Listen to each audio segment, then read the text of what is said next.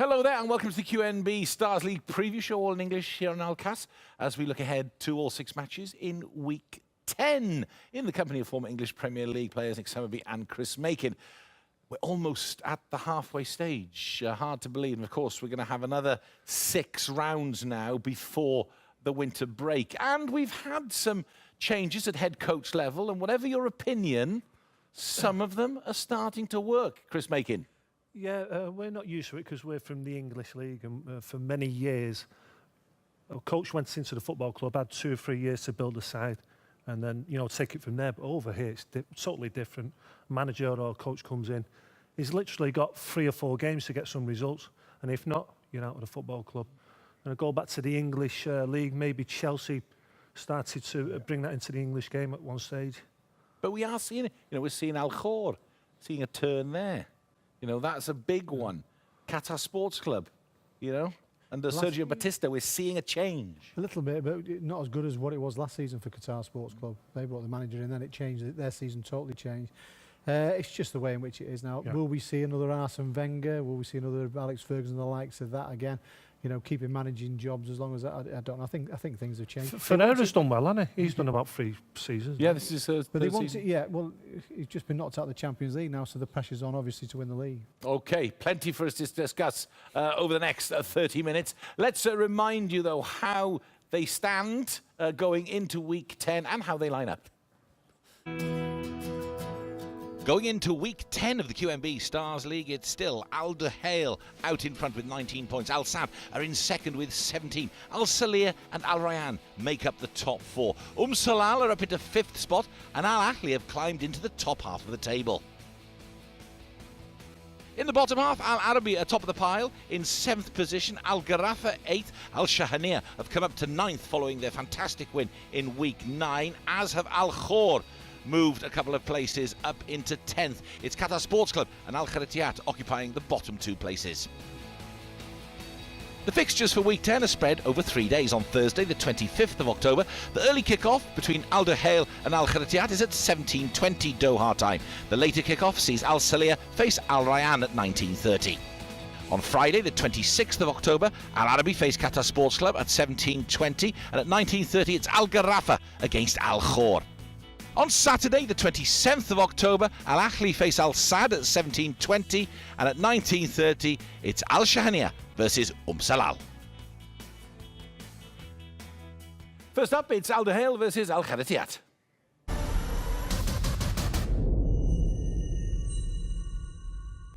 We haven't seen Al Duhail in Week 9 because, of course, their game with Al Sadd is postponed because Al Sadd had their involvement in the AFC Champions League. More on that to come in a bit, gentlemen. So back we go to Week 8. Goodness me, pull that one out of the bag. It was a 2-0 victory over Salal, Chris. Do you remember it?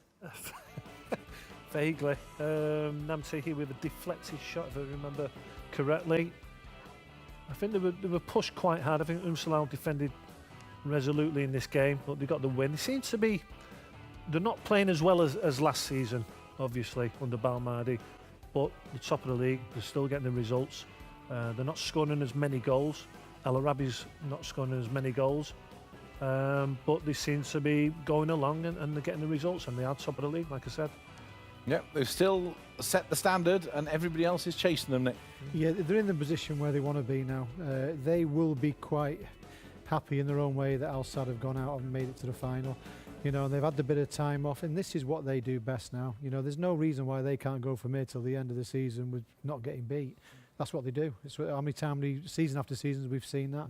And I think they want to get the job done now and really sort it out now, and they can't wait to play Al Sadd. They're up against bottom of the table, Al Kharatiat. This was them in Week 9. Nick, they took the lead. This was a fantastic early goal in the 4th minute. And then they got absolutely humped 5-1 by Al Khor. Yeah, the wheels did come off. The thing is, I know obviously everyone's had a bit of a hide-in when they played football, but the most worrying thing here now is that they took the 1-0 lead. That's it. That makes it even worse for some reason, and it doesn't seem to be happening. Some big players have gone into the club, and it looks like the dressing room's lost a little bit, so they're going to somehow or other got to try and get a performance out of this game, which is like a mountain, isn't it, really, to be honest with you. So, Nick, I will stay with you for the first prediction. Al Duhail versus Al Kharatiat. It's a big one. It's going to be a biggie. We'll start off with 5-0. 5-0, Yeah. Chris. He's a cruel pundit. No friends in this. Just get him straight away early. Bang, pick the bones out. That's just cruel. What, are you Go going on to sit then. on the fence now? 3-0. 3-0. Thank you, gentlemen. Next up, Al Saleh versus Al Rayyan.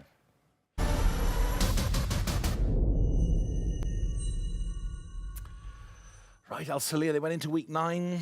A win would have put them joint top with Al Duhail. It wasn't to be. This is the goal they got. They got beaten, well beaten, Chris, by Al Shahaniya on the night. Very disappointing performance. They've got to bounce back. It's a fabulous game to come back into against Al Rayyan, who just, I think, they're 1 place and 1 point behind them in the league.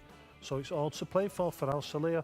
They win this match, they go 4 points above And Al you Rayyan in get the league. snippets of quality like that. I mean, that's a top quality goal. That was It once. was, yeah. It was once, and they were very disappointing in this game.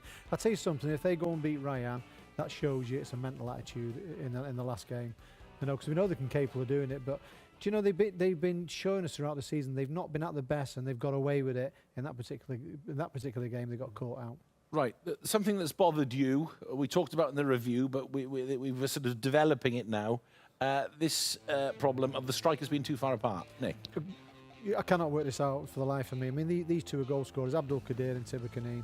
You know, this is at the start of the game. I mean, look at Abdul Qadir on the far post there. He can't make it there because they're too far. And you know, you're wasting a lot of energy. Get them both together. Play as centre forwards. Look at the distance there, 51 metres apart.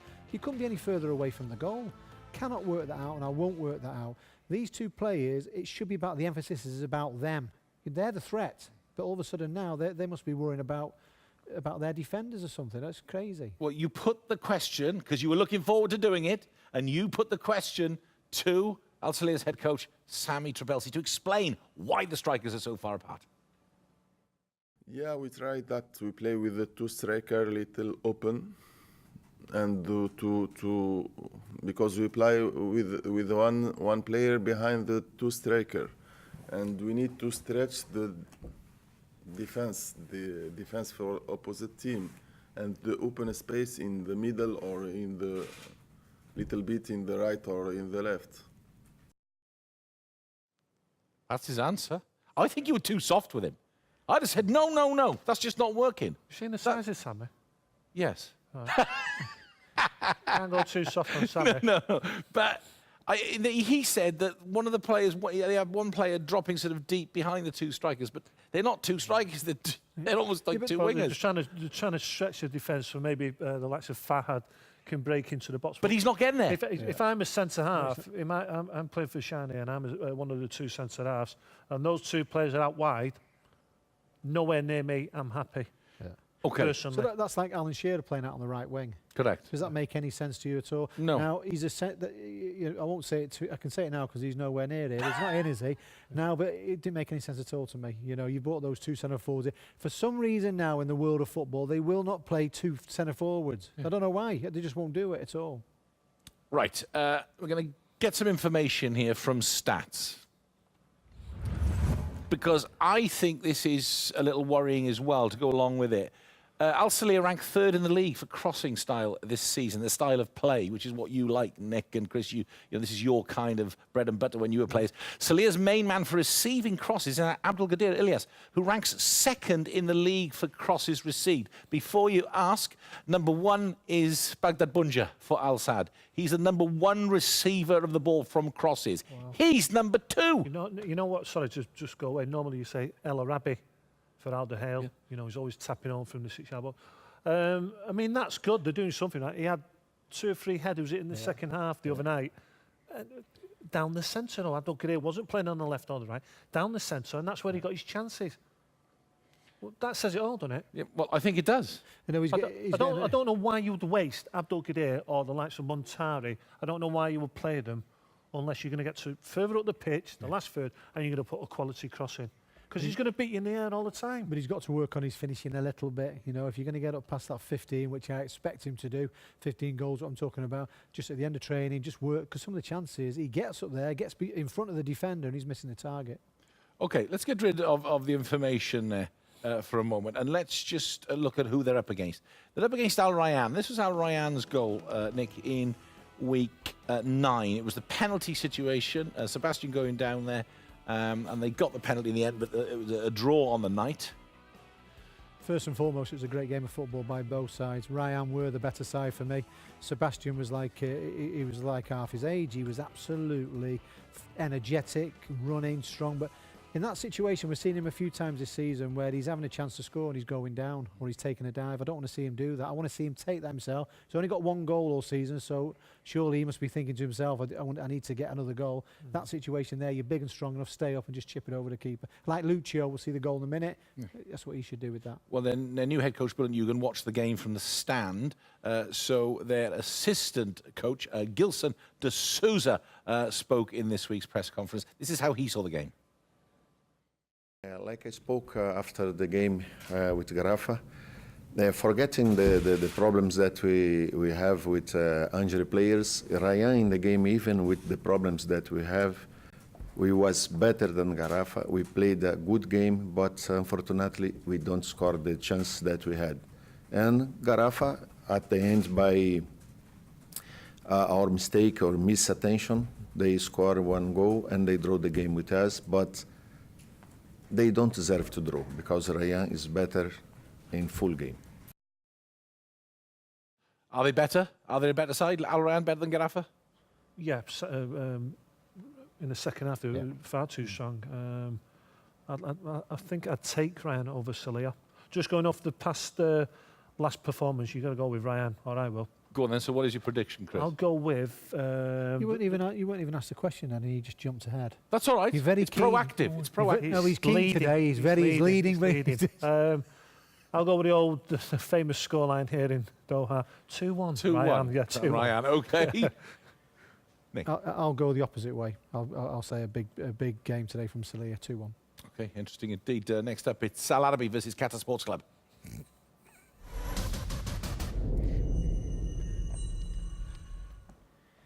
Right, I'll tell you what we'll do. We'll start off, before I speak to Nick and Chris, let's hear from Al Arabi's head coach first, Hatem Madeb. Yes, I expect a strong game between Arabi and Qatar club. The level of both teams is very... they're almost at the same level, and also the position, their position in the ranking table is very small difference, so I expect a strong game. He seems very different to what he did 1 week ago. Remember, he's the under-23 coach there. He's come in, he's had 1 week in the hot seat there at Al Arabi, and just feels a little, I'm not sure, guarded. He looked petrified then. You know, he came in. Whether he knows something what we don't know. I mean, one of the journalists after said, you know, what about next game? And the next game he said, I can only worry about just this game. And it's a massive game against the side which is struggling. Qatar, got to say that. You know, they're in the relegation zone now. And I just think, hopefully I'm wrong, that I think his job may be on this game. And please don't think it's being, hopefully I'm wrong with that, but he looked going off the issue. I'm only being, hopefully they get the result, whatever like that. But he didn't look like, he looked really nervous in what he was thinking. And if he's nervous, imagine what his players are thinking. Yeah, let's have a look what they're up against. You said Qatar Sports Club. Yeah, they are struggling. Sergio Batista thought his team were taking away 3 points. Dodo Ferreira with the goal there. It wasn't enough. Salal got back and got the point in the end, Chris. Yeah, I don't think they're struggling. I think Batista's gone in there. He's made them a little bit more competitive. This was a good point against Salal. I think before the game they would have took a point against Salal. Etu's got to get more involved with more goals, and he's the leader of the football team. You just need more goals from him, don't you?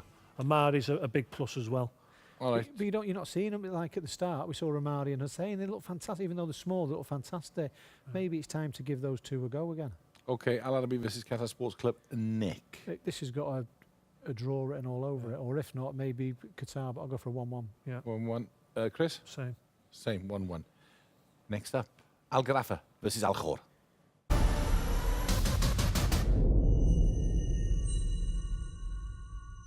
Okay, let's look at Al Garrafa. Let's go straight to what happened in week 9, Chris. It was this point they got. Yeah. Let's remember, of course, they were down to 10 men. Yeah, kept going, so it was a vital goal, and they needed a good result because lately it's not looked too healthy, has it, for Mr. Gorkov and his players? They've got a great squad there. The manager's been at the club before, he knows what it's all about, but for some reason it's just not working out. Schneider's back now. I think he'll start this game, won't he? Yeah. He came on, he came on in that against one, them, yeah. so I think he'll start this game. Maybe he could have the effect. They need to be looking at another centre half. Amado doesn't play there. I think Amado's doing fantastic, by the way. He tries everything. He's up and down the pitch. He's a midfielder, more of a midfielder. He's a midfielder. I think it's difficult. They need to get someone to get in as a centre half there. Players under the spotlight with you and Chris. Al Eldin, we always talk about him. You were impressed. Chris, do you want to take on this? You're impressed with his performance last week? Yeah. Apart from scoring the goal, and he had a wonderful chance in the game. If he does this, he stays in the team for me, because he's a starting point for the rest of the team. It's just wonderful. It enables the defence to get 10 extra yards. The midfield can get close to him, and he's just, keeping the ball for the football team. It's so vital. And a lot of that good work, what we don't normally associate with him, goes unnoticed. Normally in those positions, he's trying to run with the ball, giving it away. That time he's getting hold of it and bringing the teammate into play. OK, so they got a point out of week 9. We've heard what Nick and Chris thought about it and how they look ahead to this week. What did their head coach, Christian Gorkov, think? No, it's good. Not a good day, a good game. Good result, but not a good game. Because we don't control the game like you want, and but you have opportunity to score, but also they have many opportunity to score. And the game is open, but no control for the game. But especially after after the penalty, we play 10 against 11, and this is very, very nice to score, to come back in the game. For this is a good result for us. Christian Gorkov worrying there, saying no control of the game. They might need some control in week 10. They're up against Al Khor now. What a shift from Al Khor. This was them in week 9. They went a goal down to El Khalatiatnik, and then they banged in 5 under their new head coach Bernard Cassoni, former Marseille legend, of course. Things suddenly are clicking. Yeah, and he's made a massive impact, you've got to say that. And when we watched them, they've looked like you think, well, hang on a minute, they'll just turn the corner here now. They've got a good side, and they've got a good forwards. He's come in, he's got a lot of passion. You can see it when he's watching the game.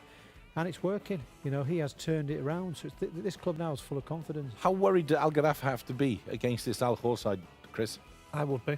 They beat Al Rayyan.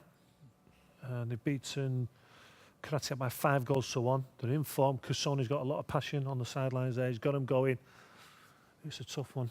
There's something this weekend tells me Al Garaf are going to win this, and I don't know why, considering the form. Really? Yeah. Shall I start with you then? Oh no, go on. The only thing with the Graffa manager is he mixing the heads up a little bit, because he's talking as if he's like a huge club and trying to play this way. Is it too much for? Well, Vladimir Weiss was in the press conference. We didn't play him here. We'll see him over the weekend. What did he say? Because you questioned him. He said they're like a family. The team spirit's fantastic. But his main thing is what we've been saying. He's happy that Schneider comes back. He said for him being in the team is massive. I probably feel the same way as Chris. I think that big performance is there for Garaffa. Al Garaffa then versus Al Khor. Nick, you go first. It's a tough one. You're right there, to be honest with you. Let's stick with a Garaffa 2-1. You've got to just stick straight away, make your decision. 3-2, Garaffa. Thank you, Chris. Move on. You both go for Garaffa wins, right? Yeah. Okay. We'll move on to Al Ahly versus Al Sadd.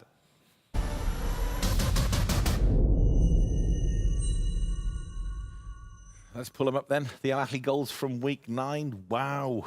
It's all happening here now, Chris. Love it. So pleased for Al Ahly. Ever since they came into the league, when we were first here, when we first joined the QSL, they've always impressed me, especially under Michela. And it just seems old. I mean, the number 10 who passed it into the back of the net here, Ali Kaderi, very good player, was the captain there last year. They got Montari in, Mutawali's all of a sudden finding form, and they look a lot more dangerous. But I think Montari's a bit of a masterstroke. I think just gives you something to aim for when you're going forward. Big difference. Nigel de Jong's probably enjoying a bit more as well now. He grabbed the ball there and said, right, give that to me. I'm the captain. I'm having this penalty. And, he's probably, and I'm sure he's had an influence there. You know, Machala's all about team spirit. You know, that's why he walks into a room and he has a bit of fun with the players and he's relaxed. All of a sudden now, this team, I tell you something, if you're Al Ali, you'd half fancy this. It's right, it feels right. There's a bit of pressure on Al Sadd.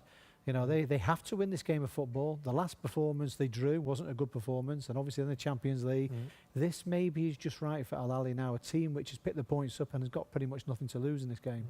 Okay, let's pull up some more information courtesy of stats here.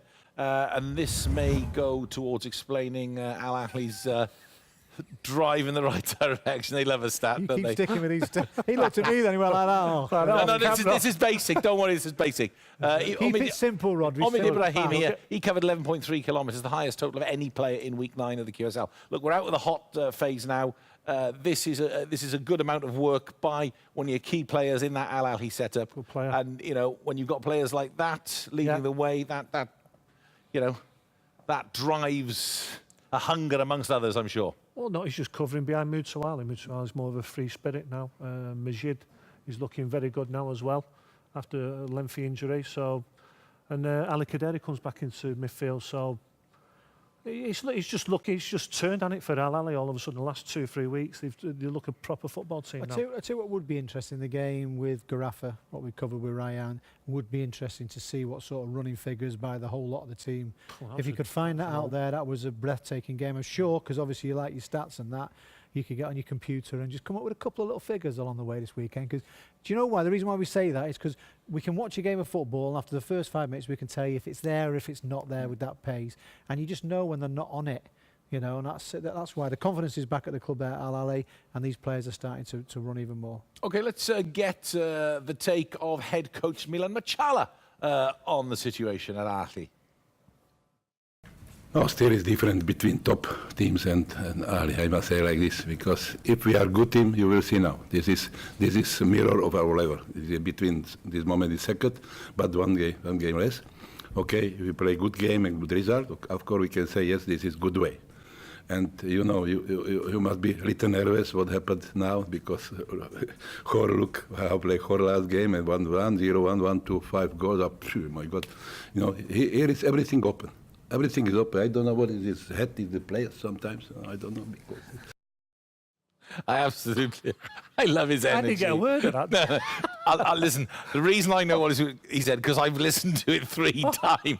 But when you hit it first off, I mean, so what he was saying is, first of all, you know, this is the game, we've talked about this. This is a game against Al Sadd. This is your marker. Yeah. How you do against this side or Al Hale is where you are. Yeah. As a team. So he was saying that, but he also said it's you know, the league's crazy. It's quite open. You know, 1 minute you're looking at Al Khor, they're struggling down the bottom. They go and beat Al Ittihad 5-1.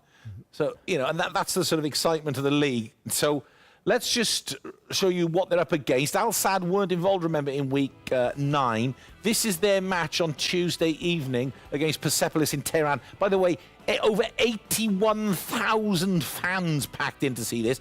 Bunja got them off to a fantastic start in the 17th minute. Unfortunately, they got one back later on in the half, and it finished 1-1, which was unfortunately 2-1. Sorry, early second half the goal. 2-1 on aggregate. They're down and wounded, Nick. Yeah, they would be. I think everyone's upset with that because we want him to go further, but I still think they've done well. I still think De Gea have done well. You've got to take this now, and you've got to drive forward again for next season. But the reaction is getting back to the basics now. The league is what you want. The league is what Ferreira wants. It's about getting this team going again. But I tell you something, they can't afford another mistake because De Gea are ready to rock and roll now. It's got to be a massive disappointment. That was a great chance to go through because Persepolis aren't the best of teams, I don't think. Al De Gea should have beat them in the quarterfinals. Al Sadd, with the players that they've got, that was a big opportunity. It's a great draw out there in Tehran. Their mistake was losing 1-0 at home. But after big games like that, when you think you should have won, it can have a big effect, can't it? Yeah. Well, and they've come off the top of the league as well. You've seen all the goals that they've scored, and they're still second. So, based on that, Al Ahly versus Al Sadd in the QMB Stars League in Week 10. Chris Makin. 2-1 Al Sadd. You're going to stick with Al Sadd? Yeah. Nick? 1-1. That would be some result for Al Ahly. We'll finish up with Al Shahania versus Salal.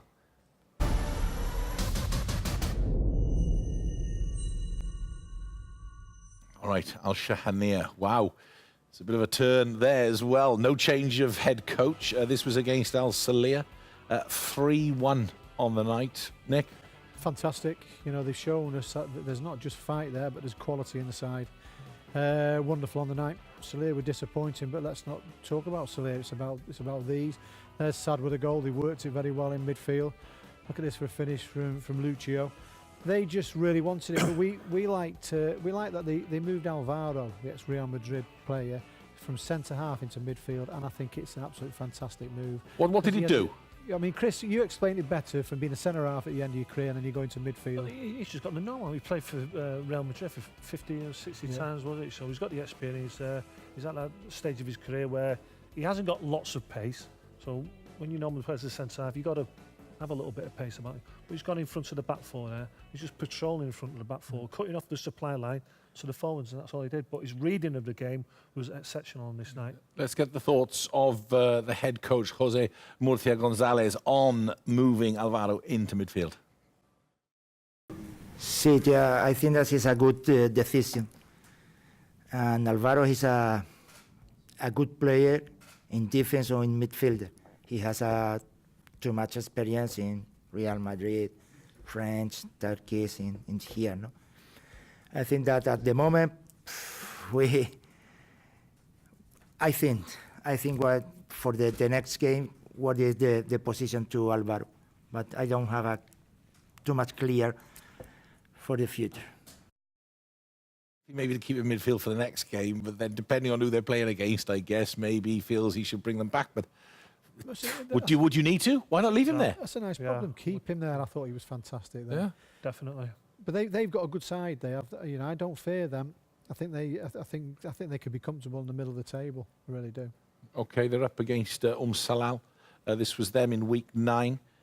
This was that 1-1 draw with the Canada Sports Club, and goodness me, what a fight back. You know, and you see the way they celebrate, the spirit here. We've talked about this spirit at Salal all season. You know, this is literally the final kick of the match. Ishmael getting the goal. Look what that meant to him. I mean, that's incredible. Well, by the way. Look, you got a deflection, that. Well, he'll take it. He doesn't care. Of course you would, yeah. It might be a little bit of luck they need, but the results have just tapered off recently. And at one stage, we're thinking they could be hot favourites for that third or fourth spot. Yeah, you've said it publicly how they've thrown away at least 5 points. They should be there in second spot in the league. Well, if you're gonna look at every game and look at the stats and all that, well, 2 games you lost 5 points. That's a lot of points. That you know that considering that third and fourth is there for you if you really want it. Salir as well. We spoke about. We're just not seeing the urgency from those sides there, which we want to.